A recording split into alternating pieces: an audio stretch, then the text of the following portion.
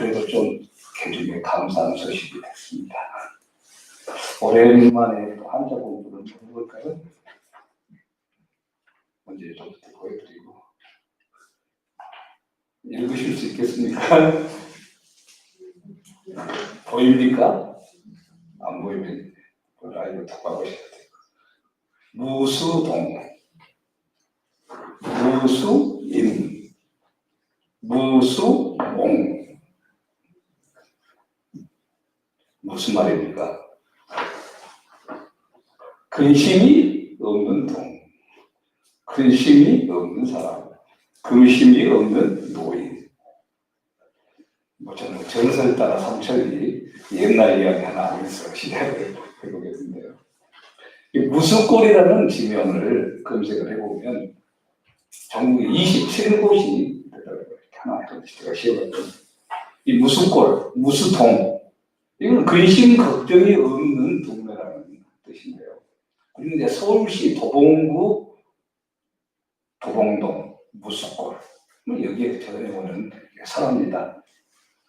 어느 임금님이 저기 쳐들어오지 않을까, 반란이 일어나지 않을까, 흉년에 들지 않을까, 자식들이 무슨 일이 생기지 않을까, 온갖 일로 근심 걱정이 많아서 고민이 됐습니다. 그래서 임금님이 세상에 근심 걱정이 없는 사람이 있을까 의문을 가지고 한번 전국에서 근심 걱정이 없는 사람을 찾아봐라. 정승판사도 다 근심이 있고, 억만장자도 근심 걱정이 있고, 심지어 어린 아이들도 근심 걱정이 있었습니다. 그러다가 한강 너머에 있는 한 노인을 찾았는데, 이 노인은 12아들을 다 결혼시켰고, 아들 며느리가 효선이 뛰어나서 번갈아가면서 이 노인과 부인을 모십니다. 그 노인은 항상 행복해하면서 근심 걱정이 없는 그런 삶을 삽니다. 주변 사람들이 이 노인을 부를 때 무수옹 이렇게 불렀습니다. 근심 걱정이 없는 노인이다. 그래서 임금이 이 노인을 부릅니다. 도대체 어떻게 그렇게 근심 걱정이 없이 살아갈 수 있느냐 물어보니까 노인은 내 몸도 건강하고 내 아내하고도 사이가 좋게 지내고 자식과 며느리가 효도하고 잘 지내면서 친구도 있고 또 임금님이 나라를 잘 다스려 주시고 동서 남북 추나 추동 다 잘 돌아가고 있으니 무슨 걱정 근심이 있겠습니까? 이렇게 말합니다. 이게 좀 듣고 보니 조금 배알이 꼴리잖아요. 그래서 임금님이 시험거리를 하나 줍니다. 인간한테 근심거리를 하나 안겨줘야 되겠다 작정을 하고 노인한테 산의 진미를 대접을 하고 정말 귀한 구슬 하나를 노인한테 맡깁니다. 이걸 잘 보관하고 있다가 한 달 후에 내가 다시 부를 때 이 구슬을 다시 가지고 와라 이야기합니다. 그래서 노인이 궁궐을 떠나서 집으로 가기 위해서 한강에서 배를 탔습니다. 조심스럽게 이 구슬을 안고 가는데 일부러 임금이 보낸 한 사람이 팔로 탁 쳐가지고 이 가지고 있던 구슬이 그만 한강에 붕붕 빠져버리고 맙니다. 집으로 돌아온 노인은 이제 근심 걱정 속에 잠을 자지를 못합니다. 시금전폐하고 머리 싹 메고 틀어놓습니다. 이 자식들은 궁궐에 다녀온 이후에 이 아버지가 이렇게 끙끙대고 있는 이 모습을 바라보면서 안타까웁니다. 물어봐도 대답을 하지 않습니다. 자녀들도 함께 근심 걱정 속에 지내게 될 수 있어서 끙끙대는데 도저히 이래서는 안 되겠다. 아버지 돌아가시겠다 해서 자녀들이 한강에 나가서 잉어 한 마리 큰 것을 잡아옵니다. 그래서 이 죽이라도 써드리려고 이렇게 하는데 나 식욕 없으니까 안 먹을란다 해도 며느리가 잉어 배를 착 가져왔습니다. 짐작되시죠? 거기서 구슬이 턱 튀어나왔습니다. 이 구슬을 발견한 노인은 임금님이 한강에 잃어버린 그 구슬인 줄 알고 자초지종을 자녀들에게 말하고 근심 걱정 다 날려 보냅니다. 그걸 다시 임금한테 갔을 때 임금이 이야기를 듣고 감동해서 이 구슬을 노인한테 하사하고 또 효도했던 자녀들에게 큰 상을 매겼다. 전설을 따라 삼천리. 이 무수옹에 대한 설화는 사람들이 다른 사람들과 비교하지 않고 내게 주어진 것에 만족하고 감사하고 그렇게 산다면 이 무수홍 노인처럼 근심 걱정이 없는 삶을 살아갈 수 있다는 것을 간접적으로 가르치는 데 않습니다. 부자여서 권위가 있고 권세가 높고 높은 직책이 있어서 그게 아니라 현재 있는 곳에서 감사의 조건을 찾으며 나가는 것이죠. 그래서 이 근심을 국어사전에서 찾아보면 이렇게 말을 합니다. 애를 태우거나 불안해하는 마음. 그러면서 걱정 이렇게 덧붙여집니다. 그래서 걱정을 다시 찾아보면 근심으로 속을 태우는 것 이렇게 말합니다. 정말 제자들이 이 근심에 지금 빠져 있습니다. 그 이유가 뭡니까? 제자들의 모든 삶의 근거가 예수님이셨는데 예수님이 이제 어디론가 가시겠다고 하는 거예요. 이러니 근심 걱정 속에 들어갈 수밖에 없습니다. 제자들은 예수님이 계셨기 때문에 먹고 사는 것, 또 다른 사람들이 욕을 하든 어떻게 하든 앞으로 일에 대해서 아무런 염려가 없었습니다. 문제가 생길 때마다 그 문제를 예수님께 가지고 가면 다 해결됐습니다. 그래서 비록 제자들이 지금 먹고 사는 게 가난하고 힘들기는 했어도 예수님이 함께 계셨기 때문에 정말 행복하게 하루하루를 견뎌내고 이겨낼 수 있었습니다. 그런데 지금 어떻습니까? 예수님이 자기들을 두고 떠나신다고 합니다. 눈앞이 캄캄해. 그럼 이제 우리는 어떻게 살아야 됩니까? 절망감이 제자들의 마음을 억누릅니다. 그때 예수님께서 하신 말씀, 놀라운 말씀입니다. 1절이죠. 너희는 마음에 근심하지 말라. 하나님을 믿으니 또 나를 믿으라. 우리가 크게 근심하는데 어떨 때입니까? 도저히 내 힘으로 문제를 해결할 수 없을 때죠. 만약 우리가 내 힘으로 문제를 해결할 수 있다고 한다면 근심할 필요가 없습니다. 문제 해결하면 되니까. 내가 알아서 처리하면 되죠. 그런데 도저히 내 힘으로 처리할 수 없는 큰일을 당합니다. 도대체 이를 이제 어떻게 해결해야 되나? 누구에게 도움을 받아야 해결될 수 있을까? 어느 누구도 도와주지 않으면 내 처지는 어떻게 되는가? 그야말로 근심 걱정 속에 시간을 보내고 마는 겁니다. 근데 지금 제자들이 근심하는 건 이런 근심과는 좀 다릅니다. 제자들은 예수님으로부터 이 세상의 모든 것을 다 버리고 예수님만 따라가도록 가르침을 받은 사람입니다. 그리고 저는 사실 예수님을 따르면서 제자들은 모든 것을 다 뒤로 하고 나아갔던 사람입니다. 그리고 그 결과 예수님이 계시지 않게 되어버리는 이 상황에 지금 현재 이르릅니다. 이제 어떻게 하라는 거예요? 모든 것을 다 뒤로 하고 따르는데 다른 그분이 사라져버리면 갈 곳이 없지 않습니까? 그 이미 예수님은 제자들에게 예수님이 없으면 도저히 살아갈 수 없도록 만들어. 그 상황이죠. 그런데 대책 없이 따라가 있다고 아닙니까?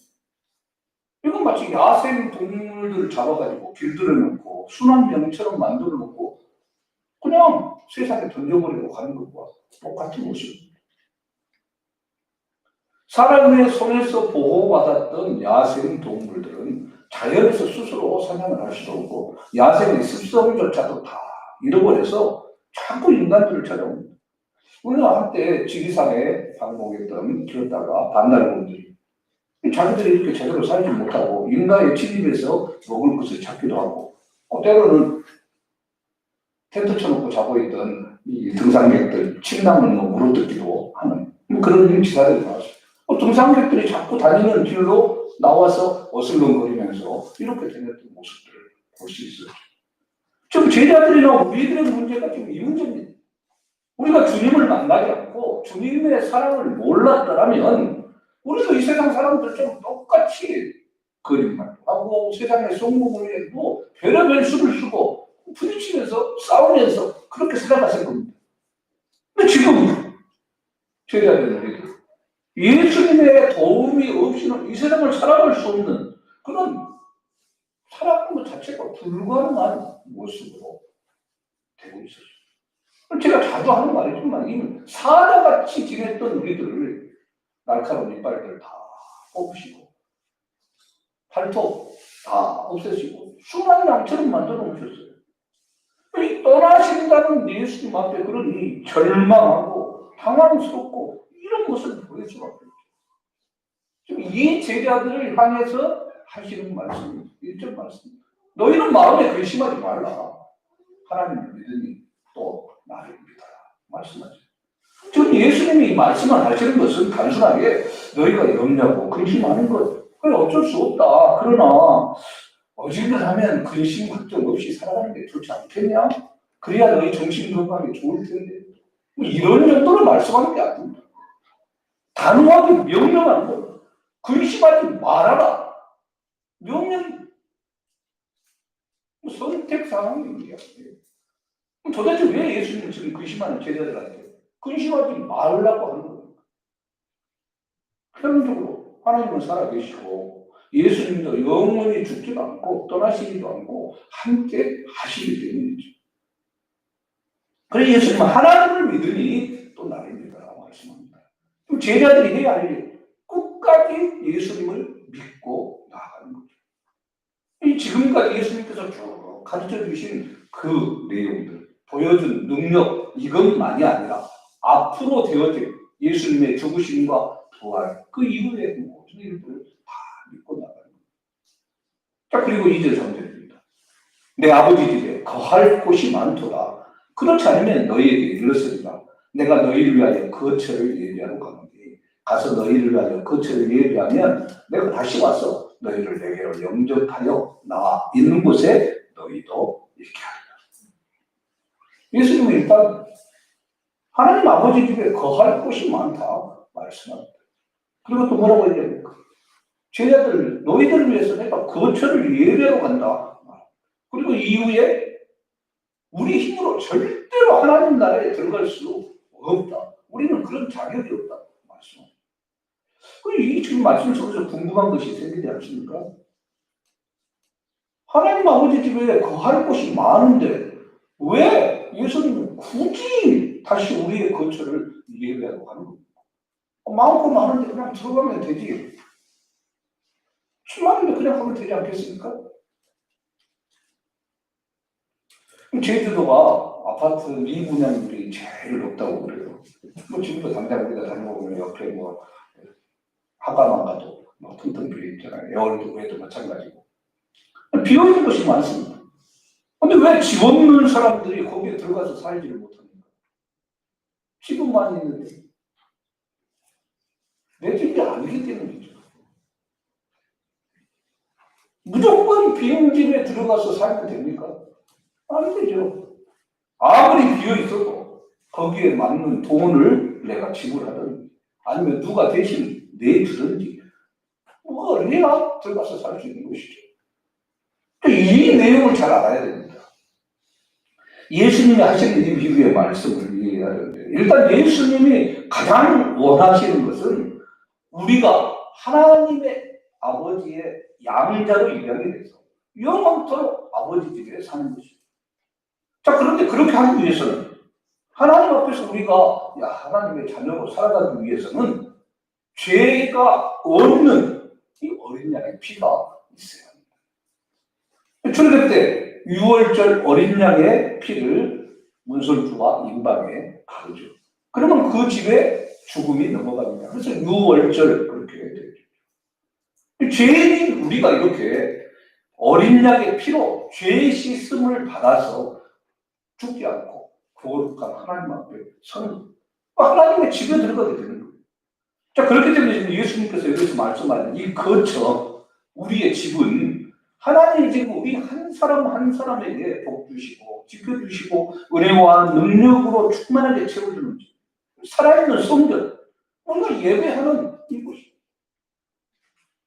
예수님 하나님 앞에서 살이 찢기고 피가 쏟아지는 순간 우리의 집들, 우리의 방들은 하나님의 능력, 하나님의 은혜로 채워지는 것이고 마침내 이스라엘 백성들이 성전을 짓고 언약궤가 지성소에 딱 안치되었을 때 하나님의 영광이 그 안에 가득 찼던 것처럼 주님의 십자가의 피가 주님이 돌아가셨을 때 이 지성소를 맡고 있는 휘장이 찢어져서 하나님 앞에 우리가 직접적으로 갈 수 있도록 된 것처럼 우리가 하나님의 집에 예수님의 피로 들어가게 됩니다. 그래서 지금 제자들은 세상에서 그냥 힘없이 지내는 그런 어린 양이 아니라, 양들이 아니라, 만물을 창조하고 다스리는 하나님의 자녀, 좀 우주의 공자, 공주고 왕자로 이 권세를 갖게 되는 모습이에요. 지금 이 말씀. 4절 5절 계속 보십시오. 내가 어디로 가는지 그 길을 너희가 아느니라. 토마가 이르되 주여 주께서 어디로 가시는지 우리가 알지 못하거늘 그 길을 어찌 알겠습니까? 자, 그러면서 예수님이 뭐라고 얘기합니까? 집부터 얘기합니다. 집을 쫙 설명하고 그곳이 어디인지 장소와 가는 길 이것을 지금 말씀하는데, 자, 어떤 아이가 생일을 맞이했습니다. 자기 친구들한테 자기 집에 초대를 합니다. 아, 우리 집은 방이 20개야. 우리 애완동물은 사자, 코끼리, 호랑이, 온갖 나무들이 과일이 있어서 마음대로 나무 볼 수 있어. 롯데월드 같은 놀이터가 내 놀이터야. 우리 집에 가서 놀자. 설명을 합니다. 친구들 반응이 어떻게 나오겠습니까? 어이없어서 그렇죠. 도대체 너희 집이 어디에 있는 거냐? 너희 집 가려면 어떻게 가는데? 물어보겠죠. 근데 이 아이는 친구들한테 자기 집이 어디에 있고 어떻게 가야 되는지 이런 것들을 가르치지 않고 자기 집만 이렇게 거대하다고 설명합니다. 자, 보십시오. 예수님이 제자들한테 하나님 아버지의 집에 대해서 설명을 합니다. 그러면서 제자들한테 뭐라고 얘기합니까? 내가 가는 곳 어딘지 너희가 그 길을 알겠지? 좀 이거잖아요. 뭐가 좀 앞뒤가 막 좀 황당하죠? 그 제자 도마가 뭐라고 얘기합니까? 아니 우리가 어디로 가는지도 모르는데 어떻게 그 길을 알겠습니까? 좀 삐딱하네. 한 달이 달랑달랑 거리면서. 우리가 보통 생각해 보십시오. 어떤 사람한테 어떤 장소, 어느 길을 가르쳐 주려고 집에 대해서만 설명을 하고 있다고 한다면 두 가지를 생각해 볼 수 있겠죠. 하나는 그렇게 말하지 않아도 그 집이 어디로 가고 어디에 있고 잘 아는 경우. 그렇죠? 또 하나의 경우는 뭐겠습니까? 몰라도 돼. 그냥 나만 따라오면 돼. 내가 앞장서서 갈 테니까 같이 가면 돼. 이거죠. 이미 예수님은 3절 말씀에서 내가 다시 와서 너희를 내게로 영접하여 나 있는 곳에 너희도 있게 하리라. 맞죠? 제자들은 지금 예수님이 말씀하시는 이 장소, 가는 길 걱정할 필요가 없는 거예요. 예수님이 오셔서 데리고 가십니다. 정말은 아무리 예수님이 오셔서 데리고 간다고 해도 그래도 혹시 모르니까 약도라도 그려주고 주소라도 알려주셔야죠. 지금 따르고 있는 거예요. 뭐 저녁 때 도마에 대해서 특강을 안 했지만 이렇게 실제적인 것들을 주고하는 사람이 도마예요. 그래서 나 예수님 도마가 없을 때 짠 등장하시잖아요. 그 나중에 예수님 오셨었다 하니까 나 진짜 보고 그 옆이 창자고 나한테 그때 손 대보지 않고는 안 믿겠다. 나중에 예수님 야 봐라 너 손 한번 대봐라. 근데 이때 예수님이 정말 중요한 그 말씀을 하시는데 6절입니다. 예수께서 이르시되 내가 곧 길이요 진리요 생명이니 나로 말미암지 않고는 아버지께로 올 자가 없느니라. 예수님 여기서 길과 진리와 생명에 대해서 말씀합니다. 우리가 구원을 얻을 수 있는 길 오직 예수님. 그래서 우리는 예수님을 밟고 하나님 나라에 들어가는 것이에요. 하나님과 우리 사이에 엄청난 절벽이 가로막고 있습니다. 하나님은 거룩하시고 우리는 죄인인데 우리가 하나님 앞에 서는 그 순간 그대로 소멸되고 맙니다. 그럼 어떻게 합니까? 죄가 가려져야 깨끗해져야 갈 수 있습니다. 그래서 예수님이 십자가에 돌아가시면서 피를 흘려 우리의 죄를 씻어줍니다. 하나님과 우리 사이에 다리를 놓아주셨어요. 그 다리를 밟고 지나가야 하는 것이 우리 주님이 길이 되신 거예요. 주님이 생명이 되셔서 우리를 인도해 주시는 거예요. 십자가 예수님을 밟고 우리가 그러니까 다른 길은 없습니다. 오직 한 길입니다. 예수님의 피가 뿌려진 예수님의 눈물과 고통의 땀이 스며든 그 진리의 생명의 길을 우리가 알고 나가는 것이죠. 자, 그리고 7절 8절입니다. 너희가 나를 알았더라면 내 아버지도 알았으리로다. 이제부터는 너희가 그를 알았고 또 보았느니라. 빌립이 이르되 주여 아버지는 우리에게 보여주옵소서. 그리하면 족하겠나. 이제 다시 떠나려는 예수님 앞에 도마에 이르서 빌립도 한 소리 합니다. 또 그러면 예수님 하나님을 우리한테 보여주면 우리 안심하겠습니다.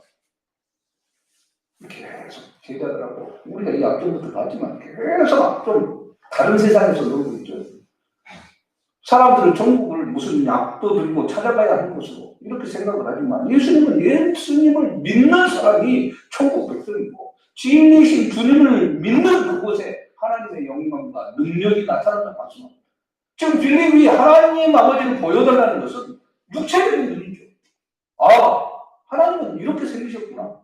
아, 하나님께서 몸에서 엄청난 빛이 나오시네. 이렇게 볼 수 있게 해달라는 겁니다.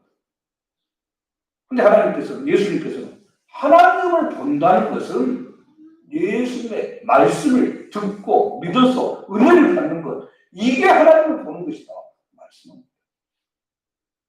우리가 하나님을 보는 것은 그래서 세상의 눈으로 보는 것이 아니라 믿음의 눈을 두고 말씀의 귀를 열어서 하나님의 말씀을 듣고 은혜를 받는 것, 이게 하나님을 보는 것이다 말씀합니다. 그래서 예수님 제자들한테 7절에서 너희가 나를 알았더라면 내 아버지도 알았으리로다. 이제부터는 너희가 그를 알았고 또 보았느니라. 이렇게 말씀하는 거죠. 더해 여기서 하나님을 안다는 것은 지식적으로 아는 것이 아닙니다. 아주 개인적으로 정말 가깝게 아는 겁니다. 오늘 아침에 바이든이 완전히 그 방송에서 이렇게 신문들에서 발표하고 그랬더라고요. 49대 미국 대통령이 된 바이든, 제가 압니다. 부통령 해리스도 압니다. 이야, 우리 목사님 참 부통령도 알아. 제가 바이든 해리스를 아는 것은 방송 매체를 통해서 아는 것이지, 뭐 개인적으로 친분을 갖고 밥도 같이 먹고 집에 들어가서 아 바이든 잘 있어서 똑똑하고 이게 아니죠. 우리가 하나님을 아는 것은 아버지와 아들의 관계로 만나는 겁니다. 그렇게 하는데 하나님 우리에게 얼마든지 시간을 내주시고 우리가 무슨 이야기를 해도 다 되어주십니다. 멀리 집을 떠나면 이제나 저제나 돌아올까 기다리고 계십니다. 그러다 등장하면 신발도 신지 않고 그냥 뛰어나가서 안아주시는 그분이 우리 아버지입니다.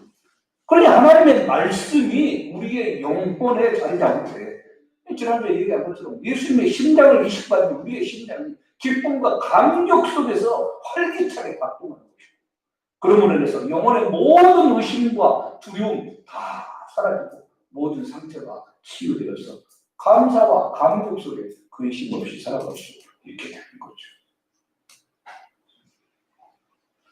자, 그리고 9절에서 10절 이제 대답하십니다. 예수께서 이르시되 빌립아, 내가 이렇게 오래 너희와 함께 있으되 내가 나를 알지 못하느냐? 나를 본 자는 아버지를 보았거늘 어찌하여 아버지를 보지 않느냐? 내가 아버지 안에 거하고 아버지는 내 안에 계신 것을 내가 믿지 않느냐? 내가 너희에게 이르노니 스스로 하는 것이 아니라 아버지께서 내 안에 계셔서 그 얘기를 하시는 것이다. 예수님께서 우리가 하나님 아버지를 본다는 것은 절대로 이 육체의 눈으로 그냥 본다는 말이 아니라는 것을 말씀합니다. 육체적인 우리의 눈은 태양도 제대로 쳐다보지 못하는 거 아닙니까? 에베레스트 정상에서 고구를 먹고 이 패천이 눈을 쳐다보면 설명에 가서 눈이 실명되기까지 하는 그런 약한 눈들입니다. 이런 약한 시력으로 우리 육체의 눈으로 하나님을 본다면 그 자리에서 우리는 타서 죽고 마음이 좀 그렇기 때문에 우리가 하나님을 본다는 것은 말씀을 통해서 영적인 눈을 떠서 하나님의 능력을 체험하고 우리 안에 믿음이 가득 차게 만드는 겁니다. 제자들은 예수님 안에 있는 성품이나 능력이 하나님 아버지와 똑같기 때문에 예수님은 말씀을 통해서 가장 생생한 하나님의 능력, 하나님의 권능, 하나님의 신성을 체험하고 나가는 것입니다. 그런 예수님께서 필립한테 내가 이렇게 오랫동안 너희와 함께 있을 때 있었는데 네가 나를 알지 못하느냐. 안타까운 마음속에서 책망하시죠. 그리고 한 걸음 더 나가서 말씀을 내놓으니까 내가 아버지 안에 거하고 아버지가 내 안에 계시는 것을 내가 믿지 않느냐. 책망. 예수님 말씀하는 내 안에 있다. 이게 무슨 말입니까? 하나님의 뜻이 오직 예수님을 통해서만 나타난다는 거예요. 조금 더 부족하지 않으면 100% 하나님의 능력이 예수님을 통해서 나타나는 거예요. 이 능력, 이 관계를 이제 우리에게 주님은 적용시키십니다. 12절입니다. 내가 진실로 의시로 너희에게 이르노니 나를 믿는 자는 내가 하는 일을 그도 할 것이요 또한 그보다 큰 일도 하리니 이는 내가 아버지께로 갑니다. 예수님은 우리한테도 하나님의 능력이 100% 나타나게 해주겠다는 겁니다. 요즘 온라인 수업이나 온라인 중계로 우리는 라이브톡으로 이렇게 하고 있습니다. 이 줌이라는 프로그램을 많이 쓰죠. 우리 제주 사람 선교회 목사님들과 함께 기도 모여서 하지 못할 때는 이 줌으로 기도 모임을 했습니다. 뭐 10명이 아니라 10명의 화면이 다 들어갈 수 있죠. 그리고 서로 각자 따로따로 떨어져 있지만 그 사람의 얼굴을 보고 발언도 다 하면 뭐 그 구름것만 크게 나오기도 하고 이렇게 되죠. 함께하는 사람들이 모든 사람들의 얼굴을 다 보고 다 이야기하고 할 수 있습니다. 또 이런 겁니다. 우리가 개개인으로 있지만 우리 개개인 안에 예수 그리스도의 심장이 20대 이렇게 됩니다. 주님의 능력이 함께하기 때문에 한 믿음의 공동체, 한 혈액형으로, 한 형제 자매로 살아갑니다. 그래서 서로를 세울 수 있는 것이고 서로를 위해 기도해 줄 수 있는 것이고 서로의 말을 어느 곳에 있더라도 들을 수 있는 것이고 서로의 얼굴을 함께 보며 나갈 수 있는 것입니다. 이게 믿음의 한 공동체입니다. 자, 그렇다고 해서 우리가 예수님이 하신 일을 진짜로 다 할 수 있느냐? 그건 아니죠. 우리가 뭐 예수님처럼 십자가 위에서 달려서 죽을 수 있습니까? 인류의 죄를 씻을 수 있습니까? 무리를 걷습니까? 그렇지는 않죠. 지금 예수님이 말씀하는 이 의미는 예수님을 믿고 그의 능력을 믿는 자들을 통해서 하나님의 역사가 나타나는 것입니다. 그 말입니다. 이 하나님의 역사, 사람을 변화시키고 성령의 능력이 나타나게 하는 것, 이것입니다. 이건 우리가 오직 100% 하나님의 말씀에 절대 헌신하고 절대 충성할 때 되어줄 수 있는 능력. 그리고 마지막 13절 14절입니다. 너희가 내 이름으로 무엇을 구하든지 내가 행하리니 이는 아버지로 하여금 아들로 말미암아 영광을 받으시게 하려 함이라. 내 이름으로 무엇이든지 내게 구하면 내가 행하리라. 예수님은 예수님의 이름으로 무엇이든지 구하면 예수님이 역사하신다 말씀은 여기서도 분명히 알아야 할 사실은 뭐냐면 우리가 주인공이 아닙니다. 내가 모든 것을 할 수 있는 건 아니죠. 누굽니까? 주님이 주인공이시죠. 주님이 하시는 겁니다. 그럼 우리는 주님을 빛나게 하는 존재가 되어야 됩니다. 우리는 태양이 아닙니다. 우리는 달입니다. 이거 반사체일 뿐이에요. 주님이 잘 빛을 비치고 반사시킬 수 있도록 항상 대기하고 태양만 바라보고 다닙니다. 그래서 해바라기가 그렇게 해를 쫓아서 딱 가니까 우리를 표현할 때 뭐 주바라기 그렇게 표현도 하고 그러죠.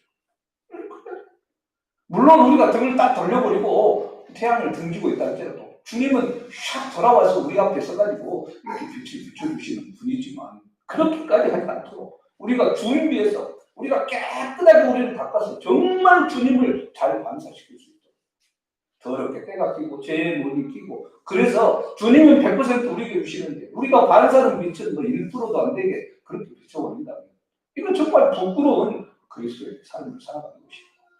깨끗하게 만들어서 모양과 형편은 벌품 없고 그런다 할지라도 정말 잘 닦여주고 잘 광을 내서 주님이 빛을 주실 때 우리가 100% 빛을 반사해서 나간다. 최고 그리스도인이 되는 거죠. 그러니 우리는 주님께서 내게 100% 빛을 비춰주시도록 기도해야 됩니다. 그리고 내가 100% 빛을 발할 수 있도록 기도해야 됩니다. 물론 주님 우리가 실수로 그렇게 헤매고 도망가 할지라도 그래도 포기하지 않고 계속 빛을 비춰주십니다. 우리는 아무쪼록 너희는 근심하지 마라. 하나님을 믿으니 또 나를 믿어라 말씀합니다. 이 주님의 음성에 예민하게 귀를 열고 아멘하며 응답하고 나가야 됩니다. 그리고 길이고 진리고 생명다 말씀하시는 주님만 바라보면서 내 안에 주님의 능력이 100% 반사되고 나타날 수 있도록 우리의 모든 것을 드리며 나아가 이런 모습으로 살아야 됩니다. 그리고 한 주간을 또 지내면서도 우리 각자가 속한 학교와 또 직장과 그리고 가정과 우리가 잘 모든 곳에서 또 주님의 자녀로 주님의 빛을 잘 가고 길 대신 주님의 그 길을 잘 걸어갈 수 있는 복된 삶을 살아가기를 주님 축원합니다. 아멘. 변함없는 은혜와 사랑으로 우리를 붙들어 주시고 인도하시는 명령의 하나님 아버지 참 진리고 생명이신 주님을 우리에게 알게 하시고 그 주님의 길을 따라 믿고 따를 수 있도록 인도하십니다. 감사합니다. 주님께서 아무것도 근심하지 말라 하셨사오니 우리가 근심하지 않게 하여 주시고 언제든지 주님만 믿고 나아가는 가운데 하나님의 놀라운 영광에 설 수 있도록 인도하여 주시옵소서. 내 나가는 길을 끝까지 붙들어주시고 함께 하시는 예수 그리스도로 기도합니다. 아멘. 다 같이 나서 찬송 458장